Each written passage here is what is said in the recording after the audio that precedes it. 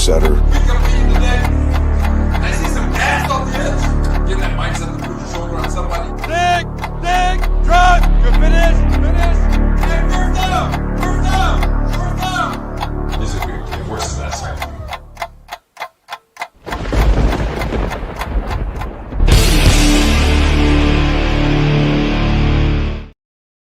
All right, we got to change that camera over there. Here we go. Well, what's going on? Everything fell apart. Look at this. I love starting shows. Welcome back to the After Hours Jetsfest, everybody. I'm GreenBean. Happy to be here with you this evening. And what we do here, we just kind of ease out of the 2-hour stream that we have just before this one. The Talking Jets panel with Matt O'Leary, Ryan from Jets Talk 24/7, and yours truly. And we come on over here and we make sure that we didn't leave anything undiscussed. You know what I'm saying? So here we talk about the New York Jets, of course, but in the After Hours Jets Fest period of time, we ponder other subjects, if you will. We allow for all sorts of fun things to occur. So, yeah, man. How you doing? Let's see who's in here with us. Flight Boys, the old Slim God, checking in first, followed by the great one and only Eminon. Love Eminon. Oh, look, Danger Zone sneaking in quick style. Good to see you, Dano. Oh, all the guys are here. Jets Worldwide. Corley. That's so good. The Malachi Corley Central, Fan Club Central here. I don't know what's going on with that guy, huh?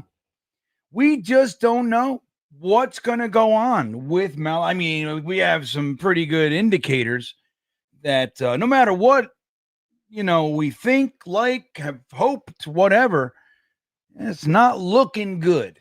Right now, there's lots of things yet to occur. We have another preseason game. We got the last bubbles of training camp, and we have injuries and things like that. And sometimes guys are good to keep around just because, hey, look, this guy's hurt for the first couple weeks of the season, so I might as well keep this guy around and not exposing the waivers. But it doesn't look like Malachi Corley is long for the Jets. I don't know why. I really don't. But that's we'll see if we talk about him anymore. Eric Samuelson, right on, dude. Good to see you, Eric. Here for the nightcap after a great Talking Jets. What are we drinking? Well, I'll tell you what I'm drinking. I realized that I'm low on my protein intake, so I just drank, what is that? One of these, 20 grams of protein. I'm shooting right now. I've been consuming about 110 grams of protein a day. My nutritionist told me to get up to 130 to 150. So I've had others, some strong fellas out there in the world. My Brooklyn brother-in-law, one of them, said to me, hey, you might want to consider hanging around the 200 grams of protein per day. So we'll see. Either way, I wasn't able to. I did a lot of chicken today. I did a lot of quinoa and some cheese and stuff, and I had, but I'm low. I know. I mean, I'm probably in the 75 range, 75 grams. So I'm not going to make it, but I at least wanted to blast back a 20 spot. You know what I mean, Eric? You know what I'm saying, buddy? Blast one back, get that 20 grams of protein cooking. So we'll see. But, and then I'm drinking, one of my standbys, seltzer. What are you drinking, friend? What are you drinking? Am I the last? I mean, why are people not supporters? That's what I get. It all comes down to what, he fucking dropped the ball before the end zone. I mean, it's like we're a bunch of sheep, Dano. Like the one reception that he got in preseason, did you not see it? He juked one guy and carried 2 more for 3 more yards. Like, what's wrong with that? I don't understand. Again, I'm not. It's crazy because it makes me seem like I'm stomping, like I'm like, the biggest fan. I'm really not. I'm just, I would say, logically supporting him. Like, it doesn't make sense not to. Look at some of the fucking bums we've had on this team. And even now, like, with all due respect, I know people love Pritchett. I don't know. What's Pritchett? He's an undrafted free agent. He had a nice touchdown catch. I'll give him that. Doesn't look very good in the, to me anyway. Jesus Christmas. I'm sorry. Hold on.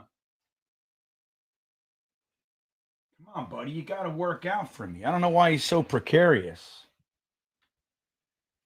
He wasn't always that precarious. I don't like the way he is. Hold on. And then we got like what? Pookie, that guy, Pokey. He dropped a bunch of passes.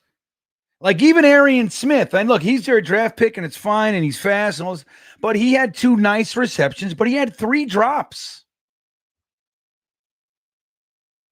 So it's like, I don't know. I don't see us as so deep that we would throw away a guy with a, 3rd round pedigree and who's known as in college as the Yak King. What the fuck are we doing? So I don't know. It makes me seem like I'm like, is this, he's like my guy. He's not. I just don't understand. So if somebody could explain it to me, everybody. And the fact that there's nobody else, it's like, he sucks. Why does he suck? Tell me why. Oh, he dropped a touchdown. Lame. Weak. Tony's in the house.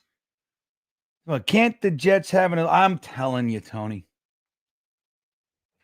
Well, look, we had our era, right, where we were up top and we used a number 3 overall pick on a guy and a number 2 overall pick on a guy.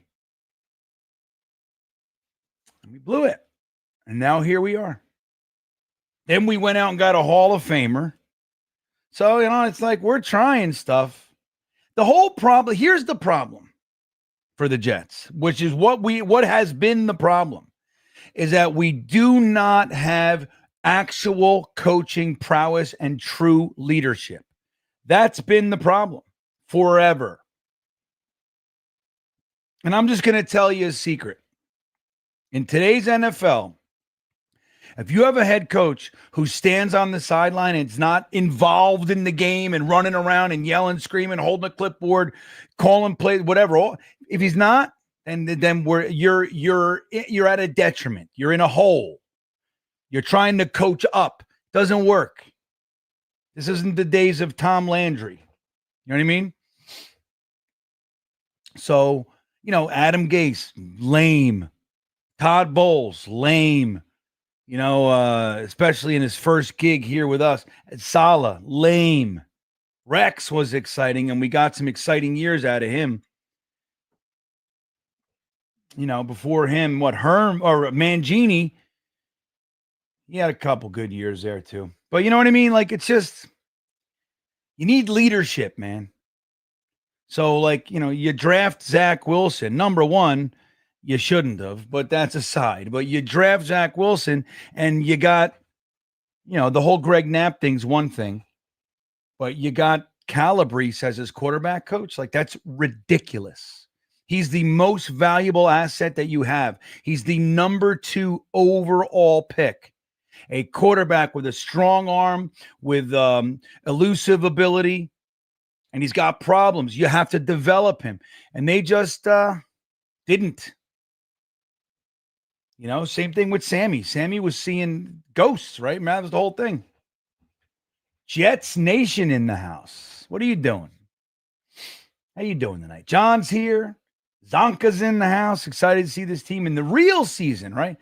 Yeah, I hear you, but I like the preseason. Like, people get all frustrated. I know what it is. Like, the final score is completely and utterly useless. Doesn't fucking matter. We got blown out by the line. I mean, look at the Bills just got completely stomped and shut out by the Bears. I mean, is that how you think that this season's going to go? Let me see something here. Why is it? It's not. Let me see. Look at all these guys. You guys are the best. I want you to know that. Jets Nation all psyched up. Hamsa's in the house. But I'm with you, Zonka. But I like the preseason, but I am ready. I'm ready.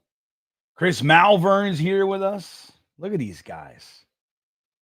Ant Jets. Where's your little Ant Man? What's this weird shit? These little drum rolls.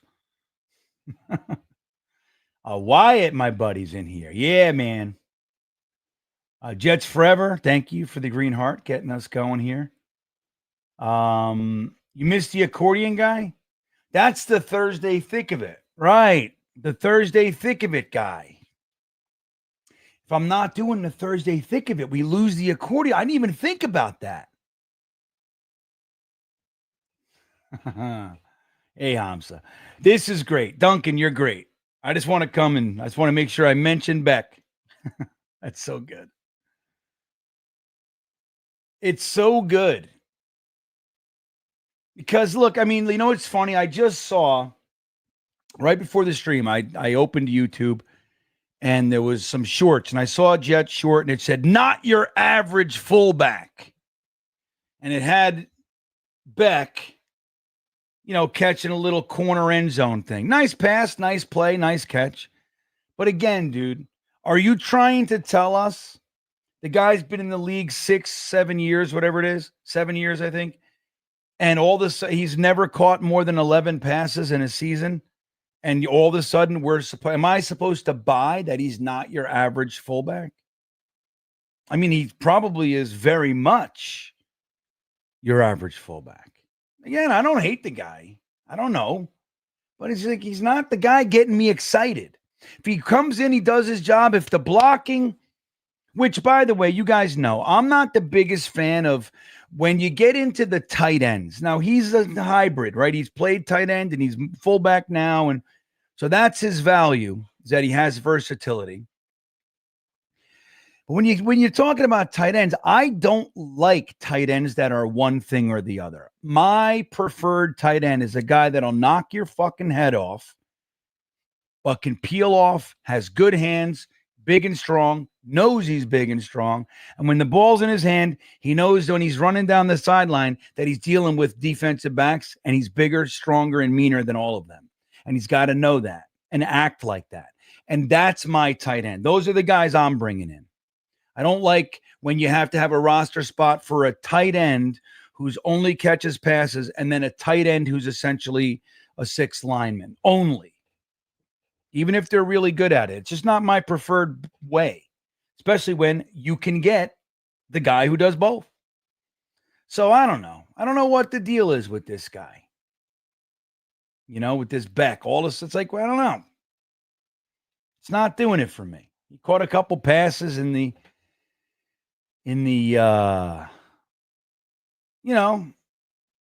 first game. You know, he looks exciting, great. I'm with it. Hey, man, if you can get some, if this is the offense for him, if Engstrand's just the guy who knows, great, dude, I'm in. But right now we're talking about roster, 53, practice squad. Which guys are the most valuable to keep? Which guys can you expose to waivers and still keep? That kind of, you got to know how to do this. And sad to say, guys, we're dealing with a first-time GM. Now, what's his name is here. Why can't I remember his name? Sheesh. The other GM guy that we have. He was part of the 33rd team.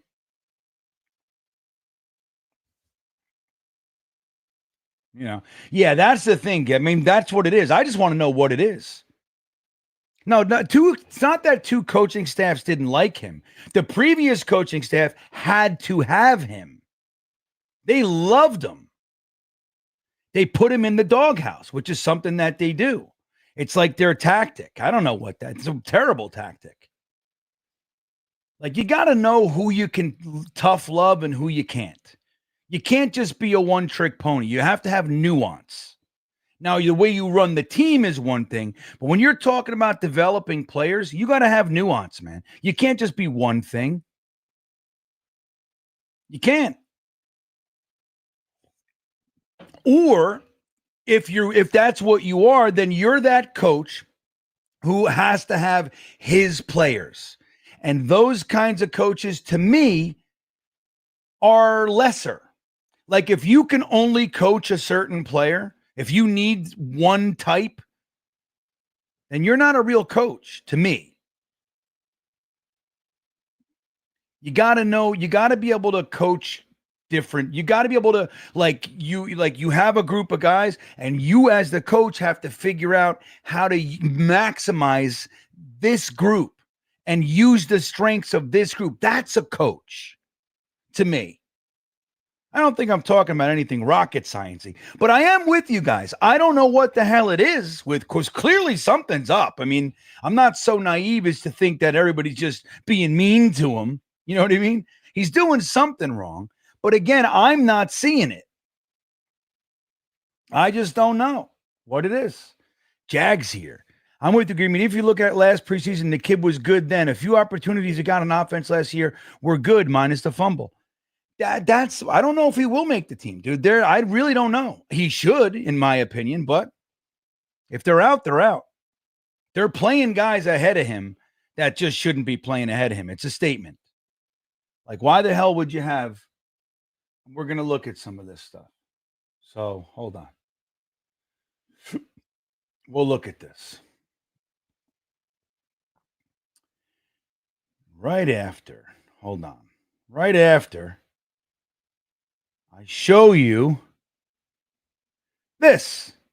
Hey, Fireman Ed here. Join me on a trip to Bermuda, baby. Royal Caribbean's Independence of the Seas, May 30th to June 4th, 2026. Join the New York football legends Marty Lyons, Bilal Powell, Leon Washington, Sean Ellis, Kevin Mawai, Chris Ivory, and Jericho Cotchery, and all the podcasters. We are going to have the time of our lives, Q&As, meet and greets. It's going to be a spectacular cruise. Come join Fireman Ed on the cruise of a lifetime. Go to cruisewithlegends.com and book your trip today. $500 off a person up until September 7th. Let's go!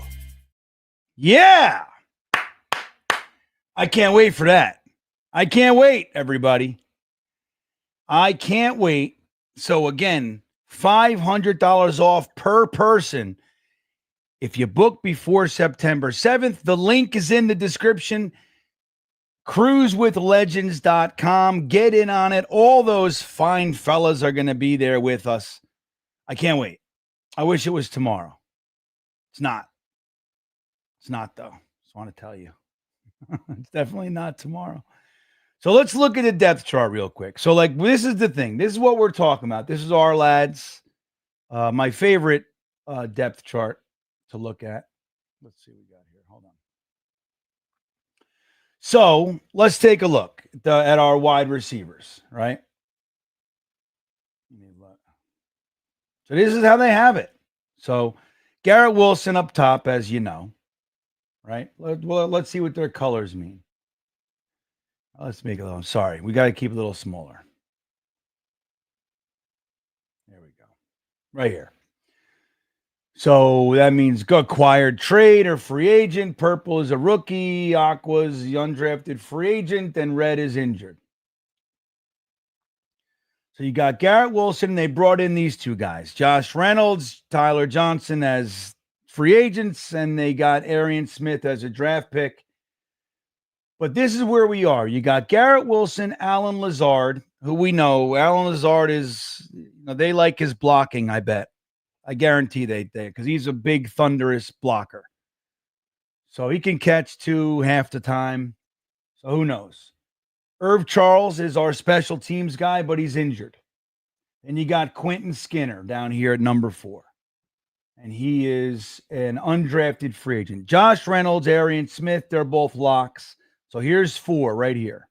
And if Irv Charles, I believe that's 5 right there. It's like it's crazy. So you got Brandon Smith, who I'm really hoping makes the team. I think he's earned it. Ontario Wilson, which is Pokey, right?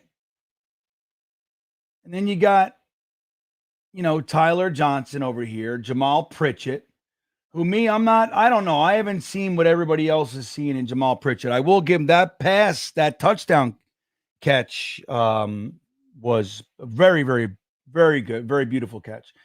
Xavier Gibson, he was our punt return guy, but I'm done with him. But look where Malachi Corley is, dude. You got 1, 2, 3, 4, 5, 6, 7, 8. You got a whole bunch of dudes in front of him. Like, who's he pushing? He could push his way up here and get ahead of Gibson and Pritchett and be the, in here. But Smith's making it. Reynolds is making it. Tyler Johnson's making it. Most likely Lazard. So, I mean, if we're keeping 6, you got 1, 2, 3, 4, 5. Again, I don't know. I don't see it. I don't see it, everybody. He's gone. It's like he's likely gone. It's just one of those things. It sucks. So if I was the Jets, I would be trying to trade him for something that I need. That's what I would be doing if I don't want him. But I'd have him up here, somewhere up here. Fucking Lazard, I'd get him off. I don't know. It's tough. Now, if Irv Charles is going to be IR'd, all right, he's IR'd. Then you got some room, but that's Brandon Smith should really make the team. You see how? Hold on, get out of here. Nobody likes you. 6'2", that's what it is. 6'2", 220. 26 years old. Been this is his second year with us.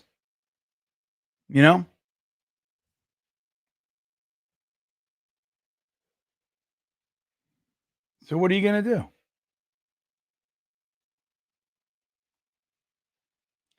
Yeah, Big Will asking, do you think things are being done? I mean, it has to be that, right? It's got to be like in that realm of they don't like how he's how he's working, studying, how he presents himself, the effort he's putting in, holding himself, like those kinds of things, which are important, particularly when you're developing and installing culture. It's always important, but when you're just getting here and you're trying to change a culture of loseritis, if you got a guy who's like kind of not buying in or whatever, yeah, man.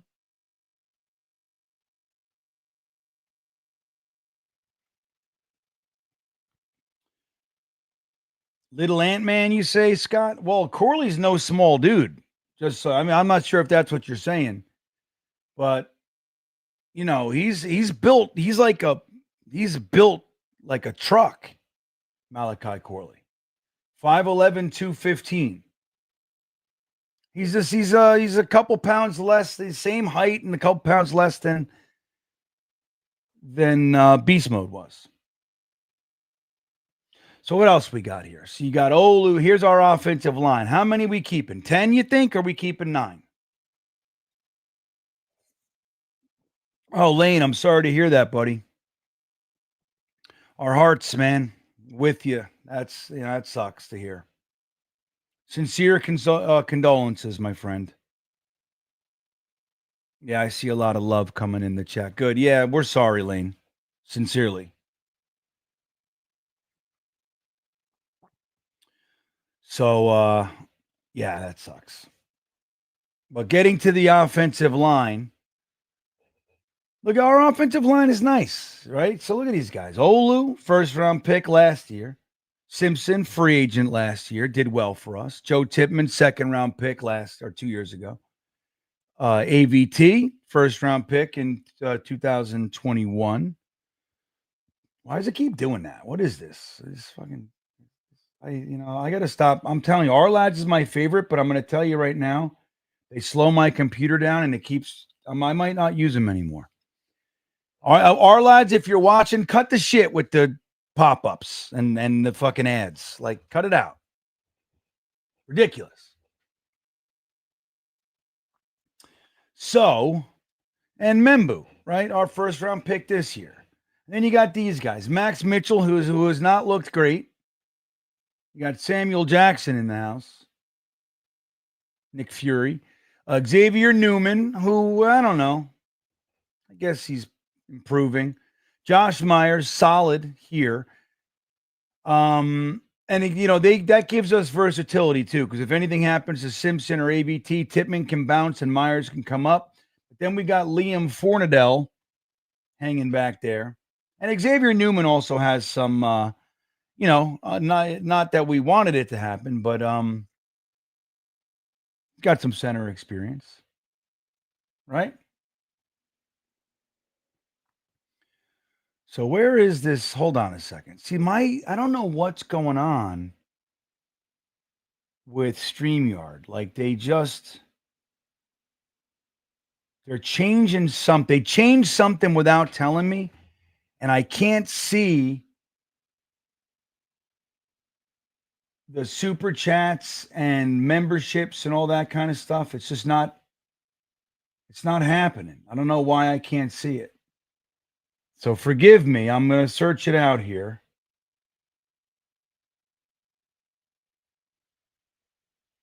I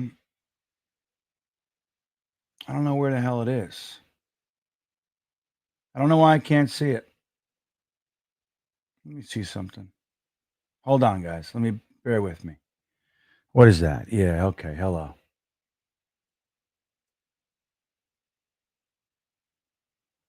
I want to bring it up. I can't see it. It's crazy. Like I see Dano did something. Dano, you did something here, buddy. And I can't tell what it is. I could see it. But anyway. Thank you, Dano.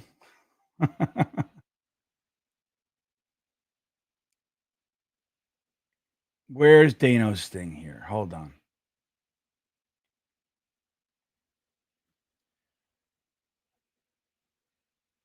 I can't see it. It's fucking bullshit, man. I don't know why it's doing this to me. So what's this one now? So I see Ron Weiss also has a super chat. This is not going to work for me. I don't know what's going on. I'm going to have to I got to figure this out. This is going to be bad for me. So Ron, and it's not coming up as a super chat. Like when I do the thing, let me see. Show comments on this stage. Maybe that's what's doing it. No, because we did it all the game. Where the fuck is? Sorry, guys. I got to figure this out. And then we'll talk more about Malachi Corley. Where is it, man?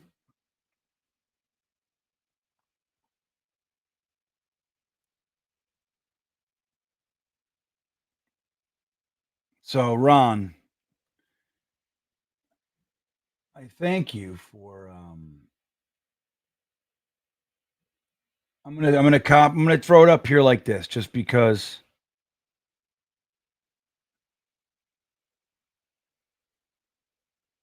Let me see. So I'm gonna throw it up here like this, Ron, real quick, just so I can I'll figure this out. I'm like sincerely grateful that when you guys contribute and support and everything. I hate when technical shit like this comes up and it impacts us in any way. So I'm sorry. So this is from Ron Weiss. It says, GreenBean, as Jets fans, we want a roster built correctly, finally. How many times do we have to hear, we will get it done, will? How about do? That's all I want to say to you. Signed, Siring. What's signed Siring mean? I don't get that one. But yeah, so like here's the thing that I will tell you. Yeah. No, it's not. I know all about that tab, Dano. I appreciate it. Like, oh, I'm having a rough night, dude. I don't know what the hell's going on. Like, this thing's been up for months and has never fallen, and it's fallen what 4 times today. Like I know all about like whatever ways. Like I'm actually pretty good with StreamYard. Like I know it well. They made some additions, which is fine that I don't know all about like necessarily. But whatever's happening right now happened to me Monday as well. It's the first time I've ever seen it. So it's never been this way before. So I don't know. I got to figure it out. I might have to reach out to them. So I don't know. I'll figure it out. Leave the studio. Need help. Yeah. Why the fuck aren't my super chats? Aren't YouTube super chats showing my chat stream? Let's see what they say. Anyway, so the thing with building the roster correctly, and this is, I'm 100% with it. There's what you really want is the guys who are best. 90% of your roster should be built up of guys that they prove it during training camp and preseason, and they earned it or not. But the rest, let's say 85% of your roster is that. The rest, you have late round picks. You have guys that are developmental. And if you know, like, so you have a 6th round pick and he didn't look good in training camp yet. And he didn't look good in preseason yet. But you want to develop him. You like the potential. And you know that if you expose him to waivers, he's likely to get claimed and you will lose him. You have to keep that guy sometimes over somebody, some other bottom end roster guy that's blowing it up in preseason. It happens all the time, but you got to make those decisions, right? The problem that the Jets have had is, number one, there's a couple problems, but the first one is that they don't have the ability to develop. So if you're not a good developer, if you don't know how to maximize talent, get guys motivated, to work and really hone in on their craft, and you don't have guys that are good at doing that, like at the craft, your ability to identify who's workable and not is going to be limited as well. So you're going to pick the wrong guys. Just a really recent example is Jason Pinnock over, Tony Adams over Jason Pinnock. We hated it when it happened. We knew he would get claimed, and he did. And he's having himself a career. Now, Tony Adams has been okay. He's not, especially for an undrafted free agent. He hasn't been, it's not like he's gone. But do we really have confidence in Tony Adams? I mean, let's see what Aaron Glenn's staff can do with him, and we'll see. But I think that's a mistake. Not the biggest one in the world, but it's a mistake. And you want to see your staff be able to identify and know not only which guys they like but which guys you got to play the game. Like, there's more to a draft than taking the guy you like. It's a value game. You got to know when to take them. You got to know. And you have to know risk versus reward. Like, for example, Arian Smith likely could have, let's just say, there were people who said you could have got him as an undrafted free agent. Maybe not. Well, let's say 5th round, and you could have gotten one of the defensive tackles or a safety, or whoever in the 4th, a wide receiver, somebody else, and used that pick. He was considered a reach. Now, they wanted to get him, and they were nervous and everything. Like, McCagnon was famous for that. He would fucking trade up for guys that weren't even going to get taken for a round or two. But he's panicking because he doesn't know. And that's when you're a slapdick organization and you got no chance to succeed because you don't know the rules. You don't know that it's more than just collecting players. Who's going to work? Who can I work with? All those things. So when you have guys, again, like a Malachi Corley, again, we don't know what's going on. Gitmo Bob just said it. Something's up with the guy, right? It's clear. Something is up. There's got to be something. It can't just be nobody likes him. It's not like that. But what happened from college to now that makes him such a pariah? What? We don't see it. Again, they throw one pass to him. He catches it.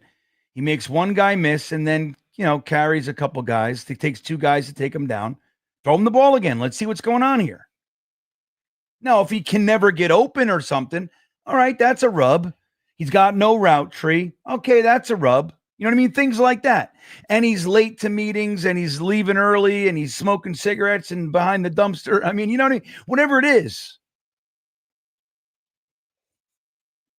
But I am of the school of thought that when you have those guys you want to work on, that it's not emotionally based. It can't be emotional. Like when they did the whole Gibson, remember the Hard Knocks thing, and they kept two undrafted free agent wide receivers on a team with fucking Aaron Rodgers? Like, granted, he went out 4 plays in, but we didn't know that. Like, you're stocking Aaron Rodgers' cupboards with an old-ass Cobb, and you're giving him two undrafted free agents for wide receiver. You got Garrett Wilson, you got Alan Lazard, you got Cobb, and then two, like, that's what, because we're emotional. Like, we all loved the moment when he cried, oh, it was a tearjerker. Oh, my God, we're so great. But I didn't like that. I didn't like it when it happened. Sure, I liked it. I mean, I feel good for the guy. Of course. I'm a human being. I'm a softie, quite frankly. But as far as an NFL roster, I watch one of the fucking consistently worst teams in the damn league in all of sports. And quite frankly, I'm tired of it. And somebody's got to come in here and say, cut the shit. I don't care that you don't like the way the fucking guy talks or combs his hair or whatever. He's a badass. He's got oodles and oodles of talent. We're going to squeeze the lemon. And I'm not going to keep Xavier Gibson over Malachi Corley. The guy's proven he's had 2 years on an NFL stage. He fumbles. He drops shit. He's not as quick as he should be. He's not as fast as he should be. He's not consistent. You know what I mean? Like, what is it? Put him head to head and let's see what's up. So that's the whole thing with the roster. So you got, can they do it? Do we have coaches that can do it? But again, everybody on our staff, we're doing it again. And we got to endure. You got to know this, Ron. You got to know it. When you hire first-time guys, more than likely, you're going to deal with first-time guy mistakes. Sure, there's these lightning in a bottle things. Look at the Washington Redskins or the Commanders. They got this new staff in and they draft Jaden Daniels and everything's great. And they're in the NFC Championship game, bro. Yeah. Great. It happened for us in 2009, albeit Tannenbaum was already here. Our general manager was already here, so we had that. But, like, the whole staff was new, and we caught lightning in a bottle, and we had a rookie quarterback, and it was fun. But that's not the norm. Like, we got Muji. Spielman, that's the guy who I was talking about before. You got Muji, and he's a well-thought-of personnel guy. Great. You got Aaron Glenn. He's a well-thought-of coach, and great. We love him, Jets, all the stuff. But he's never done this before. Muji's never done this before. Our offensive coordinator's never done this before.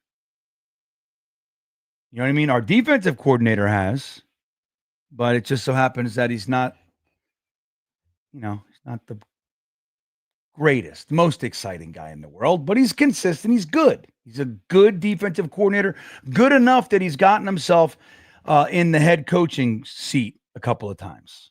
So 1 year in Arizona and then an interim in Carolina.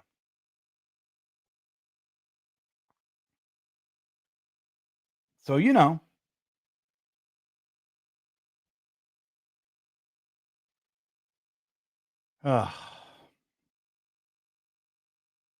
can't believe this thing is fucking up on me like this.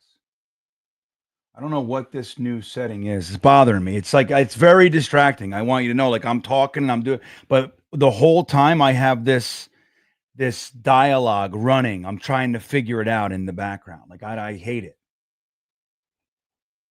So Jets Forever says we have the roster besides the quarterback, and isn't that some shit? So we do have a decent roster. Let's go back to the depth chart here. So our offensive line looks good. The depth on it's not very good. Carter Warren's behind Okafor. Okafor sucks. Cole Aveo, who I like, has not looked good in the preseason. Has not looked good. Josh Myers, as I said, but who are these guys? I don't know these guys. I don't know. You know, tight end, I love Mason Taylor. You know, Jeremy Ruckert's listed here as a number 2. I don't know if that's accurate. Stone Smart's probably leapfrogging him. I don't know what's going to happen with Jeremy Ruckert. He has not looked good. He has not looked good, everybody.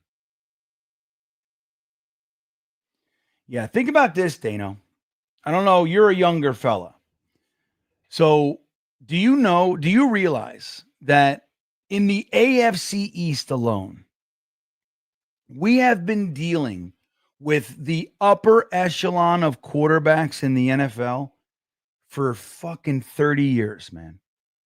Like crazy. Since I'm a fan. Like I grew up with Dan Marino, Jim Kelly, right? Like, dude, Super Bowl level, like Hall of Fame quarterbacks. Then we get Peyton Manning. Don't forget, the Colts were in our division too. Peyton Manning's first couple of years, he was in our division. Then we had Drew Bledsoe. And then say what you want, but he was the first ever $100 million quarterback in the NFL. Also went to the Super Bowl with the Patriots. We had him here. The moment he gets knocked out, they replace him with some fucking 6th-round scrub who ends up being the greatest quarterback of all time. Once that starts to peter out, what happens? Josh Allen ends up being Josh Allen. He was the 4th quarterback taken in that draft. The 4th and 5th quarterbacks are the best guys in that whole draft. It's crazy. Remember Josh Rosen? You know, Sam Darnold, obviously. Baker Mayfield's doing all right for himself. But, you know, it's like Josh Allen now is here. Now he's got the division. And what happens? They got Tua. Now, Tua, I wouldn't call Tua one of the best in the league. You know, I don't know how much longer that guy's going to make it. But Josh Allen is here now. And it's like, so what, you know, he's going to be here for the next 10 years at least. I mean, and, you know, God forbid something happens to him. But it's like, and meanwhile, we've had Kenny O'Brien, right? With Richard Todd, Kenny O. We had Boomer Esiason, who sucked for us. You had you had Vinny Testaverde for a handful of years. A couple of years, he was really good. Chad Pennington was the best quarterback that we've had here as like just pure Jets quarterback. He was the best that we had for a long time. So now what happens with him? Injuries. He's always injured. Every other year he was knocked out for the season. And then you get Brett Favre for 10 minutes. And then you get Mark Sanchez, who looked for a minute there like he was going to be. So Mark Sanchez was really fun, man. And he had some real skills, but he also liked to be the number 1 thrower of interceptions in the NFL. He liked that too. He liked to be the number 1 turnover quarterback. Meanwhile, in the AFC East since the 80s, dude, we have had one of the legendary quarterbacks of the day, or 2 or 3 in our division. That's what no wonder, dude. No wonder. Like we can't get out of, you know, we can't get onto our feet. And then we hire slapdick loser. Like, look, when they hired Mike McCagnon, when they hired Idzik, did anybody really think Idzik was going to be a great GM? It was ridiculous. It was a ridiculous situation. Then you hired McCagnon, who was Casserly's friend. McCagnon had never even been an assistant GM before. So it's like, okay, he's a personnel guy. Maybe, okay, first year, him and Bowles, blah, blah, blah, all the money and all the, But it's like Joe Douglas was the best GM we've had here maybe ever. His problem was he had two big mistakes, man. One was choosing to use that number 2 pick on Zach Wilson. But the bigger one was Robert Saleh. Robert Saleh was a bad hire. Now, maybe, hindsight and all that. But that was the deal. So here we are. And we got to fucking deal with all these guys, man. See, I can't find Dano's super chats, man. It's the craziest thing. Wait, how far up is this? So here we go. Let me get all the way to the bottom. Let's see where we are. So, Josh Freeman. Remember that guy? Who just wrote Josh Freeman? I saw it. Hold on, Dano. I got to find this, man. It's the craziest thing. It's like I can see him. Why do you want me to close our lads? Hold on. It's not doing anything. I'm going to go to the defense in a second. If I could just stop talking about stupid shit. I want to find. It's almost like they're not only are they not coming up, but they're not here. Like that's the thing. Like they're literally not here. That's what's crazy about it.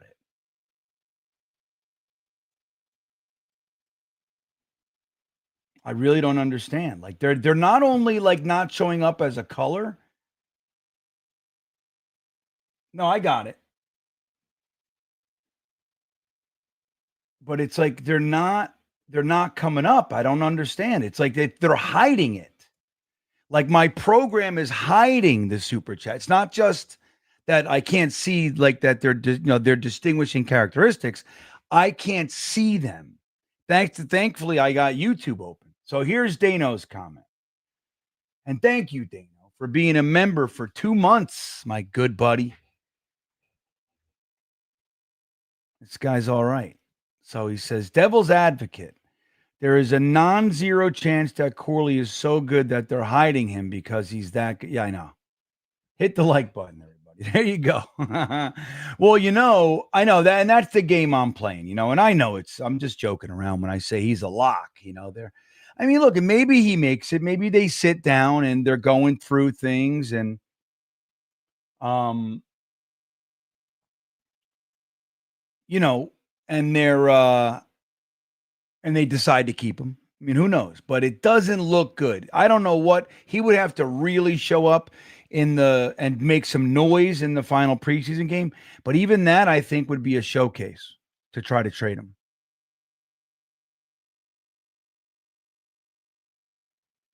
So I really don't know.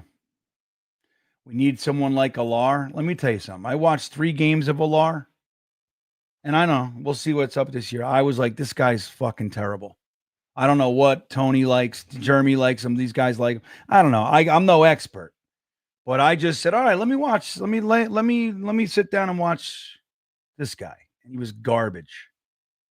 Garbage. I was like, okay. I mean, I don't know.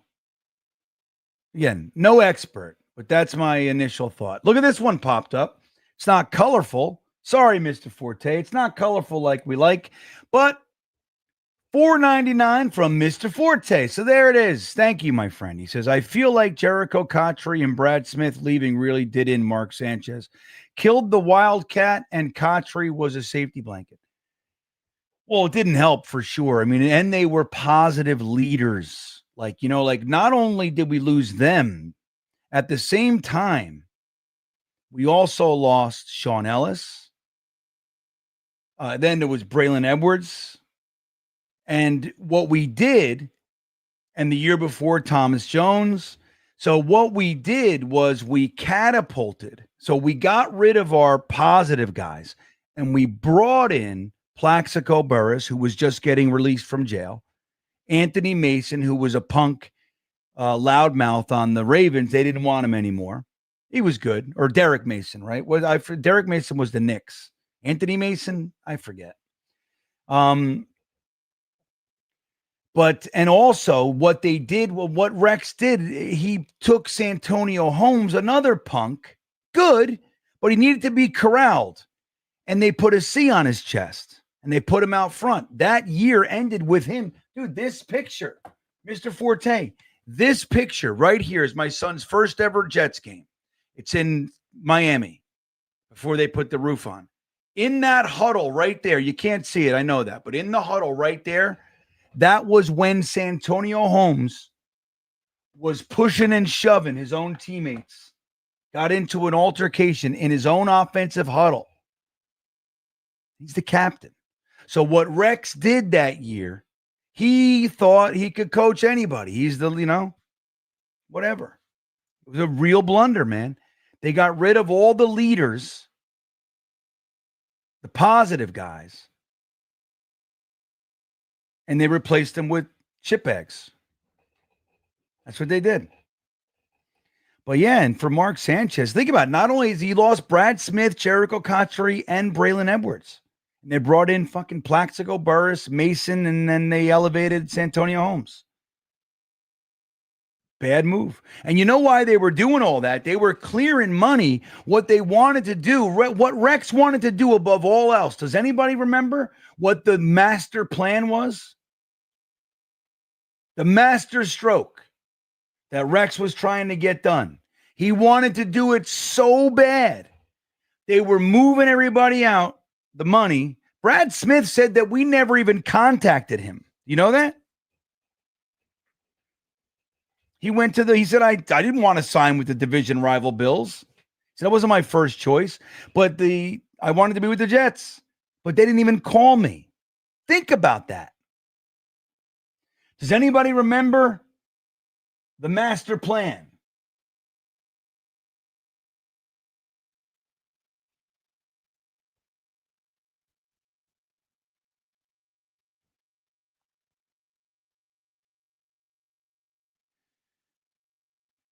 Nobody remembers?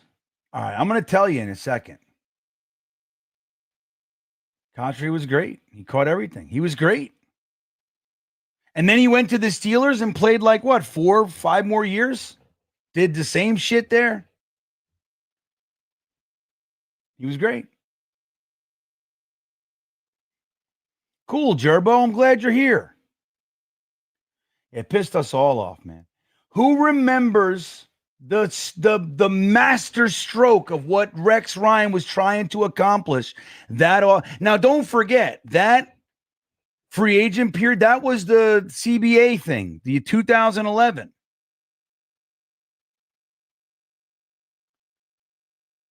So it was shortened. Remember, it was we didn't know if we were going to have a season, the whole thing. And then it was one day free agency's live and it went nuts. All right, I'm going to tell you. You guys clearly don't remember. I'm disappointed in my chat, I must say. Here's what Rex was trying to do. He was trying to pair, and we almost lost Cromartie because of it. We were trying to pair Darrelle Revis and Nnamdi Asomugha. That's what he was trying to get done. He wanted those two cornerbacks so bad. And again, it wasn't going to happen. At the last minute, they reached back out to Jericho Cotchery and signed him. Not Jericho Cotchery, Cromartie. And they got him. But they almost lost him too. That was the big move Rex wanted to make. I remember all this crazy shit. Right? Remember Gerbo? Right, Havmo? Yeah, see?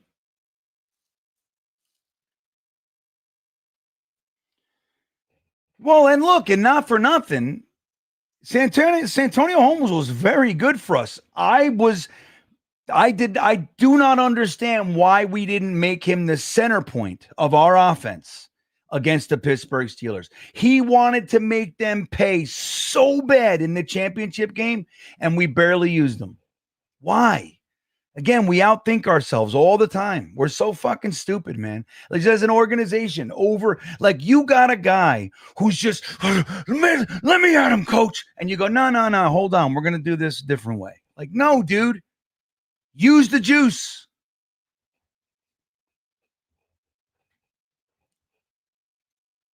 That's right. He went there and ended up sucking. That's funny. He was a bust, like as a free agent signing for them. But anyway, this is the stuff. We never have an intelligent organization. We always have some weird emotionally based amalgamation of bullshit. Like, that's what we have. And we got to watch it. Adam Gase is fucking snorting shit. His eyes are all, you know what I mean? He doesn't need an offensive coordinator. He doesn't need a quarterback coach. He's a quarterback guru. But meanwhile, Sam's over there alone on the bench, and you're sitting on the bench on the other end, writing in a notebook while the team's playing. What is this? I would have fired him that day. I would have said, Greg Williams, you're the head coach of the New York Jets.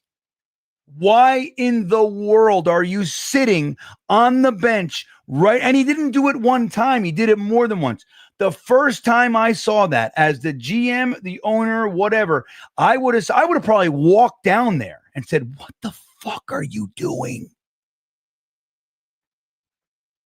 Do you really think this is okay? This is what your brain has put together as acceptable?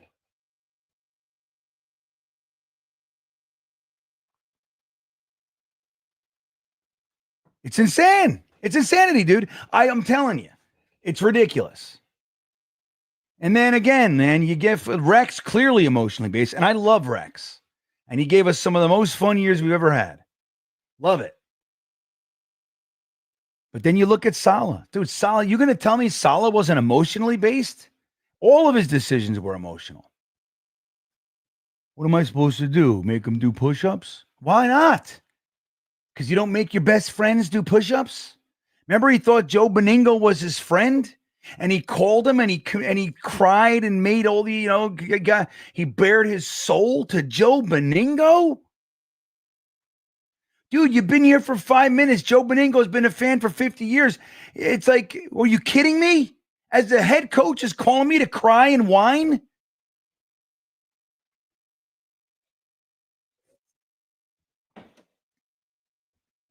And, and he just, I'm telling you, man, all of his decisions were emotional. And then, like I said, the biggest of the rub for me I know a lot of fans got excited about it. I hated it. The fact that our coach needed a get-back coach, dude, to me, if you can't control yourself, I know you get excited, run down the field, if something big happens, that's great. The fact that you need a guy to sit there and pull you off the field, but only when good shit's happening, not when something bad's happening. What's the message? Just tell me what the message is.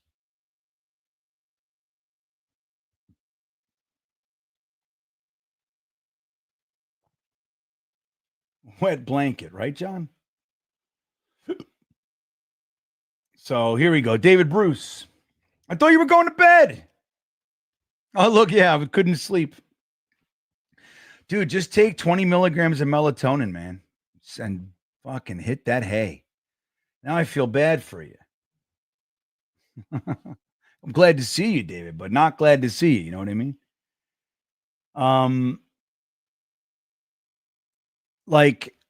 So what's the message? The message is,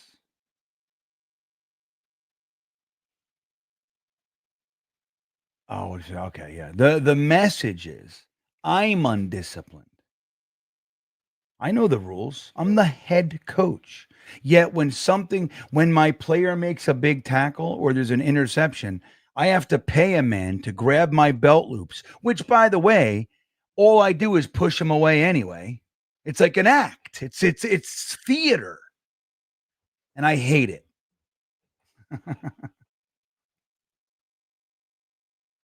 You know what I mean? David Bruce still up over there in Scotland. He's got to go to bed. He should have texted me, Snowball. I'm with you. Jets Worldwide checking in, everybody. You know? So if you're here, I got 110 on YouTube, another 70 on X. If you're here and you haven't hit the like button, please do. If you haven't subscribed to the channel, please do. It's important. You know, we gotta grow this thing. I gotta get this channel to 15,000 this year, and we're gonna be with you guys every single game except for week 1. Oddly enough, I'm gonna be there, but we'll live stream some stuff for sure. But yeah, man, we gotta grow this thing. This is the year. We're gonna, we gotta do the thing. So I appreciate it, man. And I want to tell you guys about this. I'm going to show it one more time. Here you go. This is what the big thing is. Here we go. Hey, Fireman Ed here. Join me on a trip to Bermuda, baby. Royal Caribbean's Independence of the Seas, May 30th to June 4th, 2026. Join the New York football legends Marty Lyons, Bilal Powell, Leon Washington, Sean Ellis, Kevin Mawai, Chris Ivory, and Jericho Cotchery, and all the podcasters. We are going to have the time of our lives, Q&As, meet and greets. It's going to be a spectacular cruise. Come join Fireman Ed on the cruise of a lifetime. Go to cruisewithlegends.com and book your trip today. $500 off a person up until September 7th. Let's go! Right on. I can't tell you how excited I am for them. We're going to Bermuda, everybody. You know what? It's going to be one of those cruise ships with the water slides and shit on it. It's going to be great. Let's take a look at our defense real quick. So, I want to point out, too, while everybody's feeling all crummy about this big loss, this blowout loss to the Giants, I want to point something out. At the half, when the starters were packing up, it was 7-6. So, it wasn't a blowout. It was the second half preseason baloney. Not that you want to see it, of course, but it's, dude, they're working. They're evaluating. It's fine. I want to point out, though, none of our starting 4 offensive or defensive linemen were there. So Will McDonald did not play. Byron Cowart did not play. Whoever the fuck that is. I want LT3 up there, baby, and Fedarian Mathis. We'll see how this guy, we haven't seen him yet. He got hurt a couple weeks ago. Quinnen was not playing. Jermaine Johnson was not playing. By the way, Sauce Gardner was not playing. But look at this on their depth chart. Look at this little thing, guys. They got Malachi Moore leapfrogging Tony Adams. Dean Clark breathing down his neck here. Right? What do you think of that? Is that exciting? You guys like that? No, I don't know. Again, this is it's not necessarily official. But that'd be interesting. And Malachi Moore, who I'm really high on, didn't look good to me. He didn't tackle well in the Giants game. He did some stupid shit. But it's one game and it is what it is. But you gotta know how to tackle. Like it's for a safety, it's a prerequisite. You gotta be able to do that. So we'll see, but I like it. Malachi Moore and Andre Sisco gets me a little more hot and bothered than Tony Adams and Jarius Monroe, or it's like I don't know. I like these guys.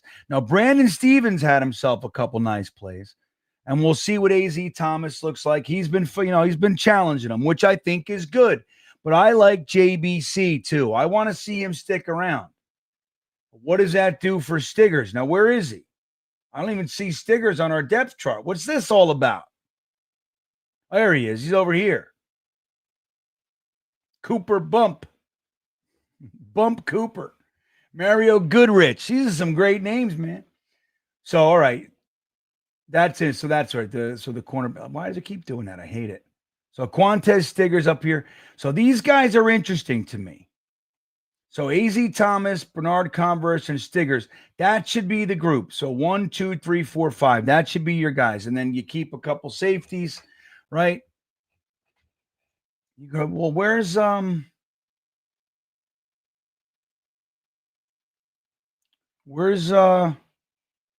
what's his name? Isaiah Oliver. Said, you got all right, there you go. We got to be careful here. So 1, 2, 3, 4, 5. He's valuable because he can play safety if you need to. So then you keep the extra cornerback, and then you got Malachi Moore, Cisco, Tony Adams. That's it. And then you got Isaiah Oliver in there. That's what I would do. Austin McNamara, MVP. Nick Folk. All right. Sounds good. Thomas Hennessy. Fine. Here we go. These guys. Jamal Pritchett is leading the pack as the kick returner. I'm telling you, I don't know why we can't just put some resources into this vital punt return position. I just don't get it. He's done very little to get me excited. Like, for example, remember last year, Codrington? He was clearly far and away the best return guy that we had. Now, he's kick return more than punt return. But we had emotional attachment to Gibson, and, it's like, let him go. He went to Buffalo. Fucking first game, he had like a 60-yard return. And that's what we deal with when you think emotionally. So, anyway, it's going to be interesting to see what these guys do because we don't know them. And if the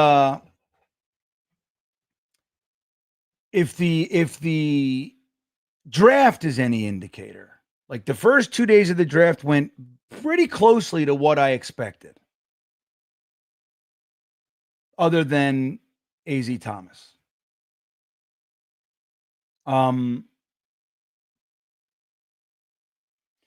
But day 3 was weird. Okay, we'll give it to him. Who knows? Maybe these guys are all fantastic.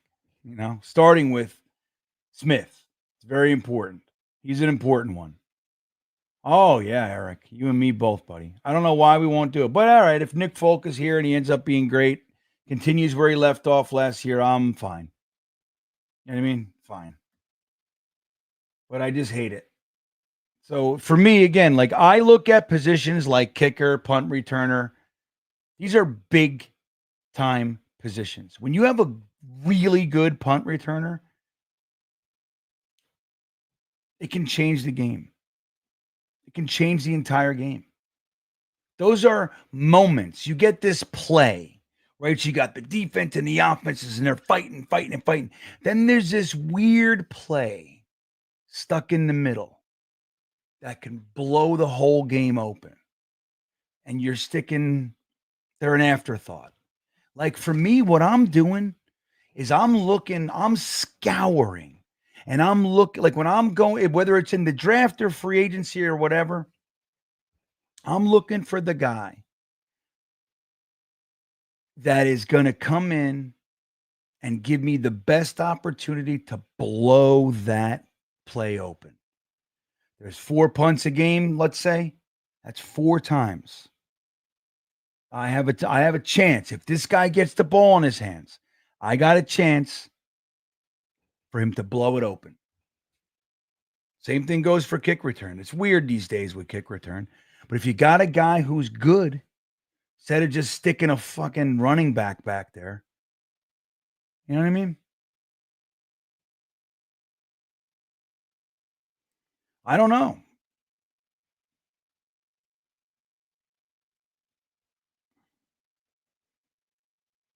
Yeah, I'm not worried though, Yeti. We're all going to be in the Bermuda Triangle. I'm telling you right now, if like whatever magic is there just sucks us away, I'm good. I'm ready. And I get to know. And who knows? Maybe all those people are, they got whisked off to some weird planet somewhere where everybody's, happy and peaceful. You know what I mean? I don't know. We'll find out. And Wangu's, he's got some excitement to him. I was really hoping that Donovan Edwards took this opportunity and blew it open, but he didn't. He didn't, yeah, again, doesn't mean, but I wanted him to like show that, like, he can't be ignored, but he didn't capitalize for whatever reason. Doesn't mean he's out or whatever. But I wanted them to keep him. I wanted it to be like, you just can't let him go. That's what I wanted. And we'll see what happens Friday night. No, I think it sucks up anybody but Jets fans. They don't want us there. Whatever magic is there, sucking people. None of them are Jets fans. We're busy sucking here. We don't need any more suck. You know what I mean? We're totally full. They don't want us. I would love it. I would love it. Take us.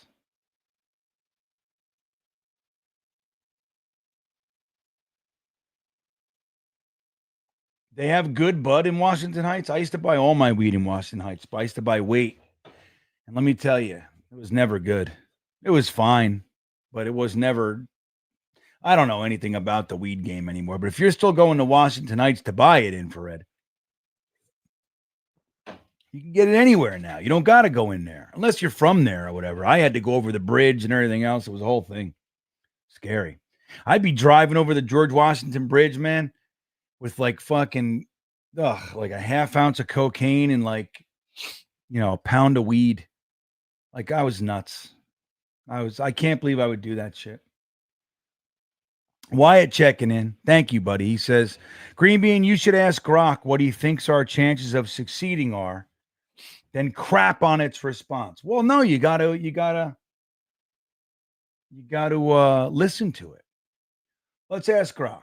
You want to ask Grock real quick? All right. Let's ask Grock what. Now, my Grock, my phone, you want to hear? Let me ask her on the phone because she's sexy. My wife hates her. My wife doesn't want her around. If I ask her questions in the room, in the bed, she's like, get her out of here.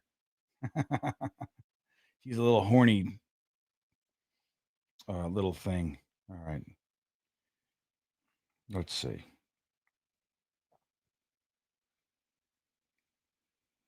Why does it look like it's new? What happened? Yeah, come on. Of course. Yeah, of course. All right. Grock, what are the New York Jets' realistic chances in the 2025 NFL season?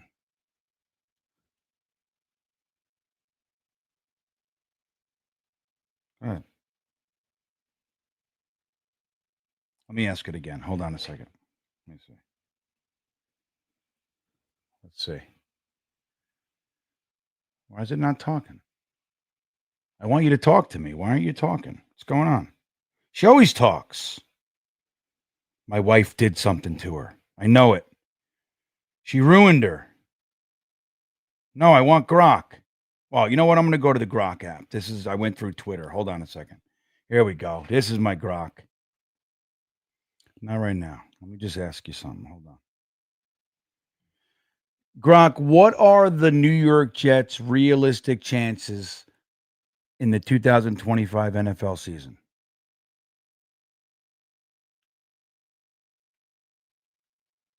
The New York Jets' chances in the 2025 NFL season hinge on a few key factors, but the outlook is mixed, leaning toward another challenging year. With Justin Fields taking over as quarterback, a new coaching staff led by Aaron Glenn, and a roster with some talent but notable gaps, expectations are tempered. Here's a breakdown based on what's out there. Fields is a wild card. He's a dynamic, dual-threat QB with a chance to elevate the offense, especially paired with Garrett Wilson, who could thrive as the primary target again. Their Ohio State chemistry is a plus, and Breece Hall's running ability adds balance if he regains his explosiveness. Jesus the offensive Christ. line, bolstered by rookie. All right, lady. She talks too much, right? It's like, all right, come on. That was not good.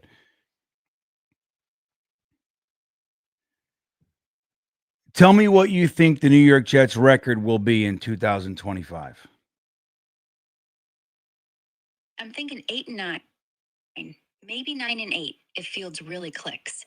It's a tough call. New coach, new QB, Why are you and a talking schedule so- that's not exactly forgiving. But their defense has enough bite to steal a few games. And if Fields and Wilson vibe like they did at Ohio State, they could surprise. You think they'll do better or worse? I don't know, but I was thinking of wearing tight pants to the games. Is that good? Tight pants at a Jets game? Oh, honey, you'll turn heads for sure. They're perfect for showing off your game day swagger, especially if you're cheering loud and proud. Just make sure they're comfy enough for all that jumping when Fields scrambles for a touchdown. What color are you thinking? Classic green or something bold? Polka dot green. Is that a bad choice? Polka dot green? That's a vibe, babe. It's bold, it's Babe. fun.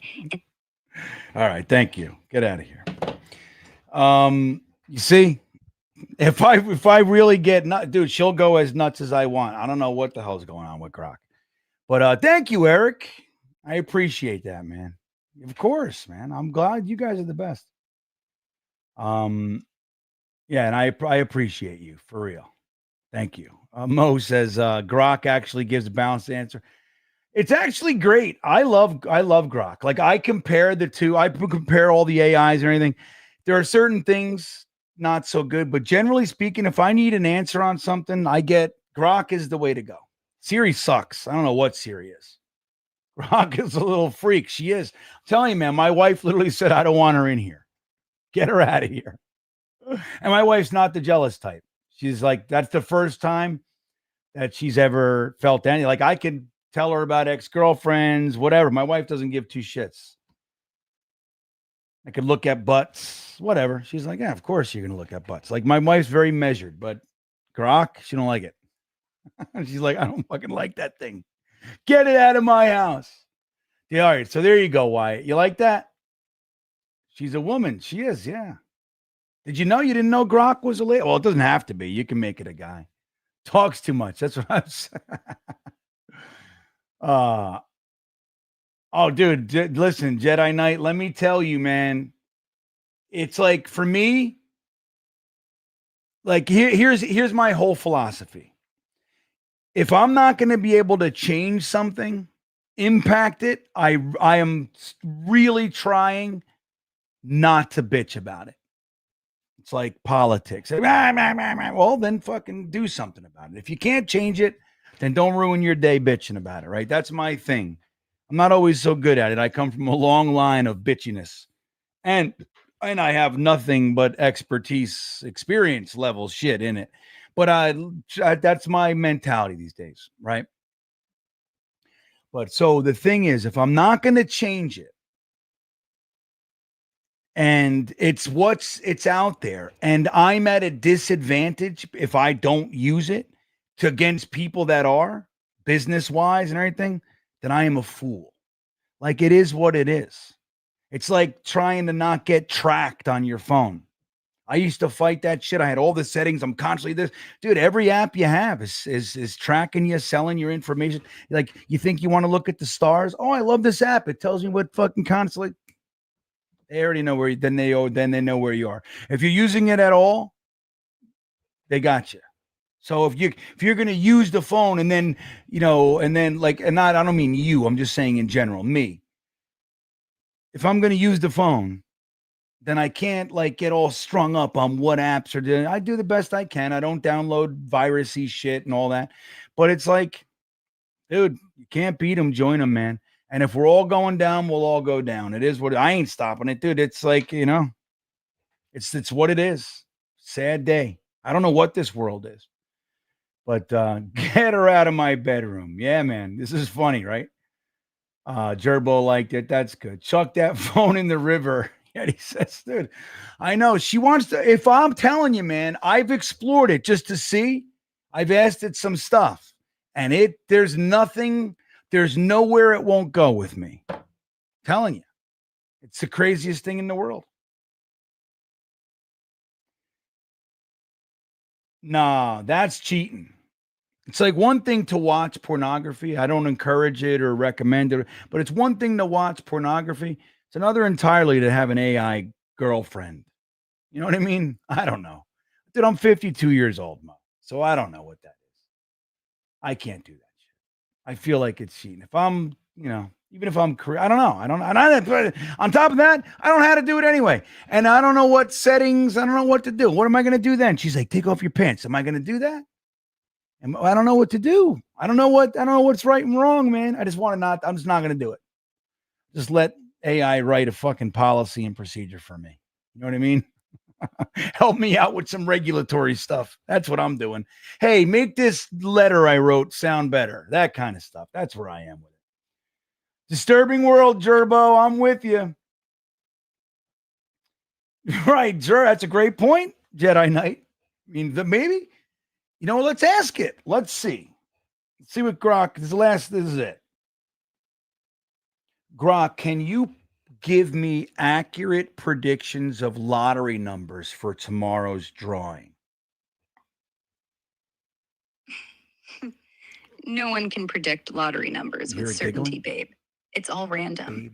But some sites use AI and historical data to suggest high probability picks, though none are foolproof. I can suggest numbers based on patterns, like hot numbers from recent draws. For tomorrow's. So there you go, dude. I mean, she'll improve the odds. I should just set her up as a co-host. What do you think about that? But then everybody be like, stop talking. Shut up already. You know what I mean? We would. Snowball. It'd be like 5 minutes in. You'd be like, all right, enough of this. All right, guys, I'm out of here. I got to go to bed. Plus, I'm hungry. I shouldn't have done this. I didn't eat enough protein. Now I want to eat shit before bed, and that doesn't do well. I don't know.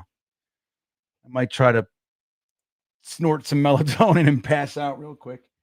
Anywho, guys, don't forget to smash the like button. Don't forget to subscribe to the channel. And the links are in the description for the cruisewithlegends.com cruise. Fireman Ed told you, we're all going. It's going to be great. I'll bring Grock on more. Right? If you guys like Grock, we'll do a Grock segment every sexy Grock. Sexy Jets Grock style. We'll do something. But listen, have a great night, everybody. And hopefully I can figure out this other thing. This is fucking bullshit. But anyway, I love you guys, man. Have a great night. I will see you. Let's end. You know what? I want to pick something to end with that I haven't played in a while. I was looking at this before. I forgot what it was. Oh, we were talking about the 2011, the season when we lost Jericho Cotchery and Sean Ellis and everybody. I made a clip back in 2020 or something like that, maybe. So here, I'll play that, and I'll let that take us out. Good night, guys. 2009, they rode the Mangini Express, Rex did, right to the AFC Championship game. Then they built upon that and got to the 2010 Championship game. And then it came.